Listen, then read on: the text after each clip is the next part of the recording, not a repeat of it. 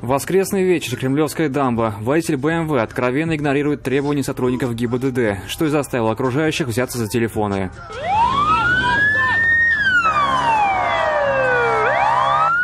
Погоня за ним началась еще до этого. Водитель БМВ на перекрестке улиц Карла Маркса и Пушкина не подчинился требованию об остановке. С тех пор количество его нарушений увеличивалось в геометрической прогрессии.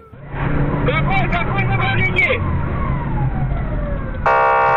На следующий день лихач был задержан. Водителем БМВ оказался 18-летний уроженец Узбекистана. Как установили полицейские, в тот вечер, скрываясь от ГИБДД, парень нарушил правила дорожного движения как минимум 21 раз. Чаще всего выезжал на полосу встречного движения и проезжал на красный. При проверке документов выяснилось, что молодой человек не имел права управлять машиной, а сам автомобиль не был зарегистрирован. Задержанный согласился со всеми нарушениями. Признал он и факт умышленного наезда на сотрудника. Кроме этого, выяснилось, что иностранец нарушил режим проживания в Российской Федерации. Не исключено, что в будущем ему может грозить депортация.